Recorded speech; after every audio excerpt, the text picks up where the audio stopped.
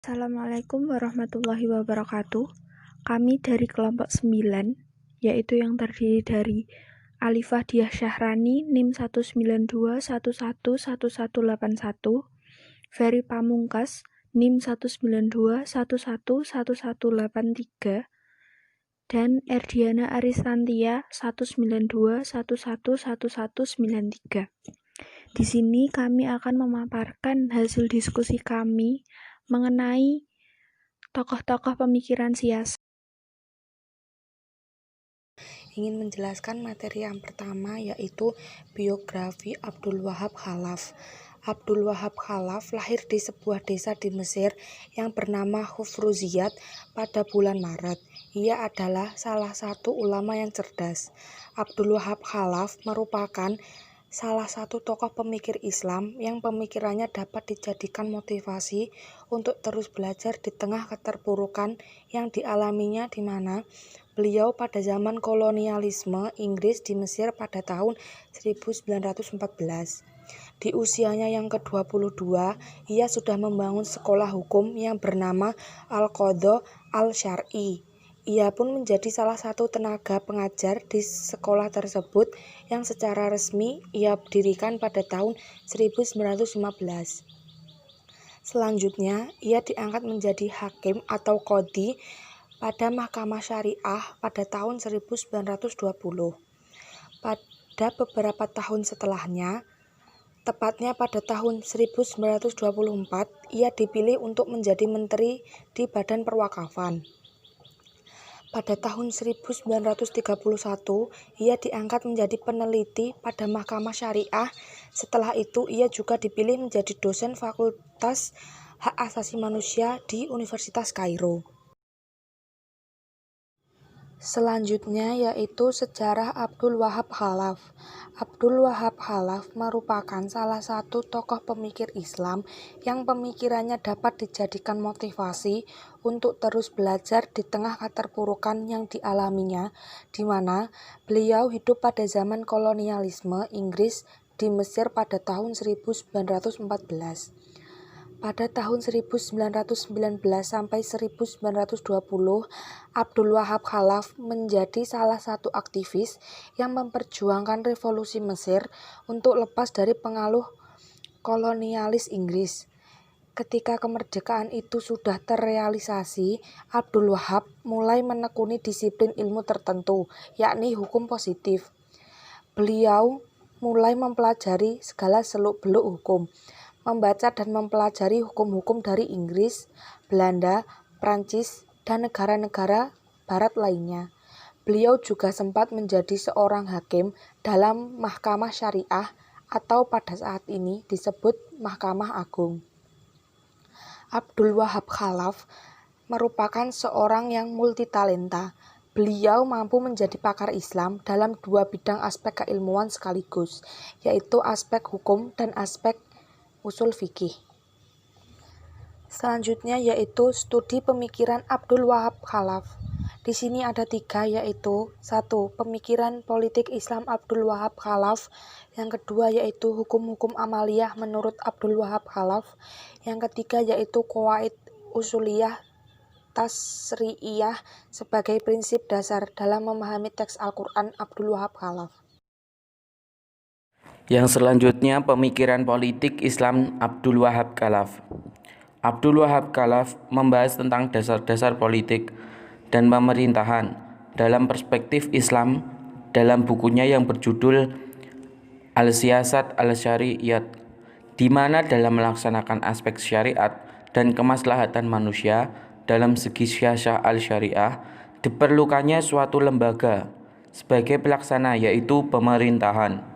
Menurut Abdul Wahab Khalaf, pemerintahan dalam Islam dapat dibentuk dusturiyat atau konstitusional dan bukan istibadiyat atau tirani. Menurut Abdul Wahab Khalaf, pembagian kekuasaan negara terbagi menjadi 3, yaitu 1. Kekuasaan dalam membuat undang-undang. Yang kedua, kekuasaan dalam peradilan atau kehakiman. Dan yang ketiga, kekuasaan untuk melaksanakan undang-undang. Selanjutnya, hukum-hukum amaliyah menurut Abdul Wahab Khalaf. Abdul Wahab Khalaf merinci hukum-hukum muamalat ke dalam 7 macam, antara lain 1. Hukum keluarga atau Ahkam al-Ahwal al-Syiah, yaitu hukum-hukum yang berkaitan dengan keluarga mulai saat berlangsungnya pernikahan sampai dengan aturan-aturan tentang hubungan suami istri yang meliputi talak, rujuk, iddah, kewarisan, dan lain sebagainya. Yang kedua, hukum muamalat atau perdata atau Al-Hakam Al-Madinah, yaitu hukum yang mengatur hubungan manusia dengan sesamanya dalam maslahat jual beli, sewa menyewa, gadai, syirah, kongsi dagang, utang piutang, dan hukum perjanjian. Yang ketiga, hukum pidana atau Al-Hakam Al-Jinayat, artinya hukum-hukum yang berkaitan dengan tindak kejahatan. Adanya hukum ini bertujuan untuk menjaga dan memelihara stabilitas dan keamanan masyarakat dalam kehidupan. Yang keempat, hukum acara Al-Ahkam Al-Murafaat, yaitu hukum-hukum yang mengatur masalah pengadilan, tata cara di pengadilan, kesaksian, dan sumpah. Yang kelima, hukum ketatanegaraan Al-Ahkam Al-Dusturiyah, hukum-hukum yang mengatur tentang masalah kenegaraan dan pemerintahan. Hukum ini dimaksudkan untuk menata dan mengatur hubungan penguasa dan juga rakyat. Yang keenam, hukum internasional Al-Ahkam Al-Dawliyah, merupakan hukum-hukum yang mengatur hubungan antara negara Islam dengan negara non-Muslim. Yang selanjutnya nomor 7, hukum ekonomi dan keuangan Al-Ahkam Al-Iqtisadiyah wa Al-Maliyah, hukum-hukum yang mengatur hak-hak fakir miskin yang ada dalam harta orang kaya.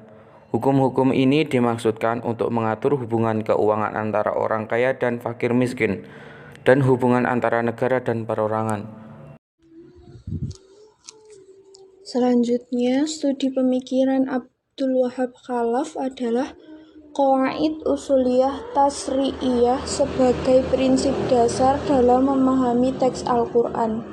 Jadi, di dalam Qawaid Usuliyah Tasri'iyah sebagai prinsip dasar dalam memahami teks Al-Quran ini ada 5 menurut Abdul Wahab Khalaf, yaitu yang pertama, Al-Maqasid Al-Amnin Al-Tasri' atau tujuan umum pensyariatan hukum. Yang kedua, ma huwa haqqullah wa ma huwa haq al-mukallaf, yaitu hak-hak Allah dan orang yang dibebani syariat. Yang ketiga, ma yasuhu al-ijtihadu fihi atau batasan wilayah ijtihad.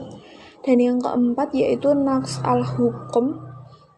Yang kelima, al-ta'arud wa al-tajrih.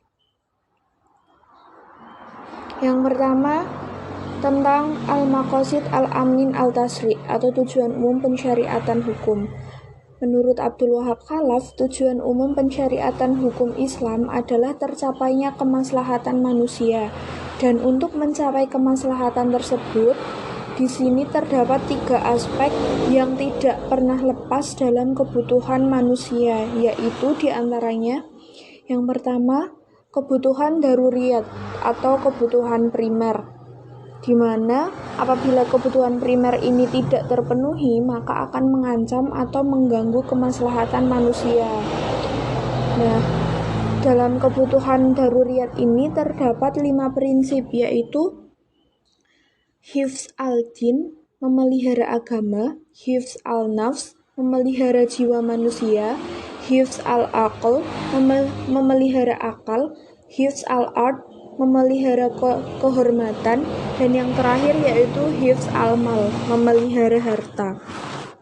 Selanjutnya, prinsip kebutuhan hajiyat, yaitu kebutuhan-kebutuhan sekunder yang apabila tidak terwujudkan, maka tidak akan mengganggu kemaslahatannya, tetapi akan mengalami kesulitan dalam rangka pemenuhan kebutuhan pokoknya. Akan tetapi, di balik kesulitan tersebut, Allah memberikan ruksah atau keringanan.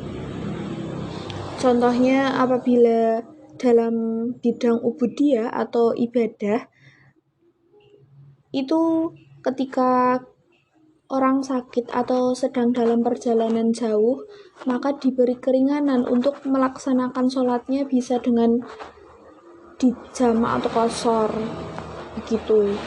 Dan yang ketiga, prinsip kebutuhan tahsiniyat, yaitu merupakan kebutuhan tersier yang apabila kebutuhan ini tidak terpenuhi, maka tidak akan memengaruhi ataupun mengancam eksistensi salah satu dari 5 kebutuhan pokok dan tidak menimbulkan kesulitan. Kebutuhan tahsiniyat ini lebih mengarah kepada kehidupan manusia dalam bingkai moral atau akhlakul karimah. Seperti itu. Yang kedua yaitu ma huwa haqqullah wa ma huwa haqqul mukallaf, atau hak-hak Allah dan orang yang dibebani syariat. Nah, dalam aspek kedua ini terdapat 2 hak, yaitu hak Allah dan hak mukallaf. Yang dimaksud dengan hak Allah dalam konteks ini apabila perbuatan mukallaf yang berkaitan dengan hukum syariat itu bertujuan pada kemaslahatan yang bersifat umum, dengan artian itu tidak berkaitan atau tidak menyinggung dengan kemaslahatan antar individu. Selanjutnya yang ketiga itu mayasuhu al-ijtihadu fihi, atau batasan wilayah ijtihad, di mana dalam aspek ini itu terdapat beberapa syarat menjadi mujtahid menurut Abdul Wahab Khalaf. Di antaranya yang pertama itu memiliki penguasaan yang mumpuni terhadap ilmu bahasa Arab. Yang kedua, memiliki pengetahuan terhadap seluruh isi kandungan metodologi penafsiran dan aspek historis Al-Quran.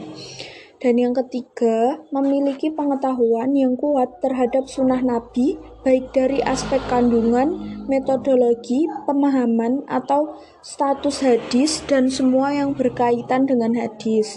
Dan yang terakhir itu mengetahui aspek-aspek dalam qiyas, seperti mengetahui ilat dan hikmah sebuah hukum.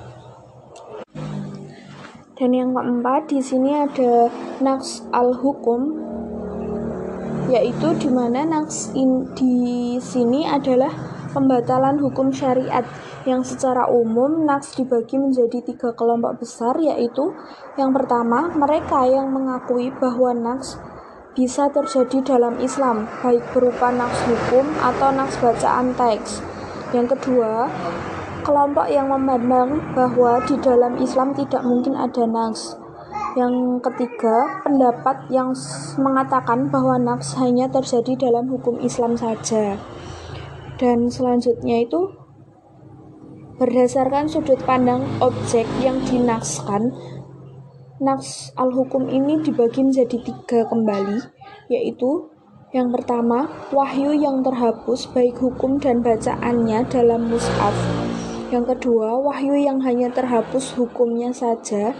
Dan yang ketiga, itu wahyu yang terhapus hanya teks dan bacaannya, akan tetapi hukumnya itu masih berlaku. Dan dilihat dari segi kejelasannya, naqs dibagi menjadi 2, di mana naqs dari segi kejelasannya ini saling bertentangan dan tidak bisa dikompromikan, yaitu yang pertama naqs sarih yang dengan jelas itu menjelaskan tentang berakhirnya suatu hukum, dan yang kedua itu naqs damani yang dimana naqs yang secara implisit atau tersirat itu tidak jelas.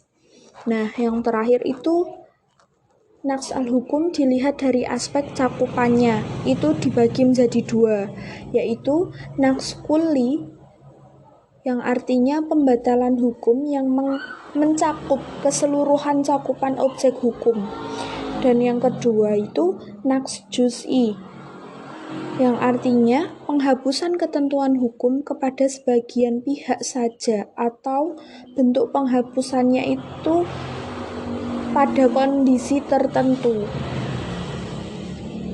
Nah, yang terakhir Yang kelima yaitu al-ta'arud wa al-tarjih, di mana al-ta'arud ini diartikan sebagian sebuah kondisi di mana dalil syariat yang saling bertentangan.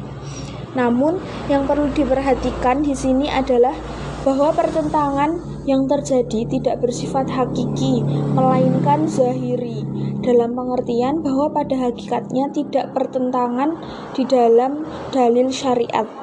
Dalil-dalil yang ada itu terlihat bertentangan karena akal belum mampu menjangkau maksud yang sebenarnya. Itu tadi penjelasan dari kami kelompok 9 mengenai Abdul Wahab Khalaf. Demikian pemaparan materi dari kelompok 9. Apabila banyak kesalahan, kami mohon maaf. Sekian, terima kasih atas perhatian teman-teman. Wassalamualaikum warahmatullahi wabarakatuh.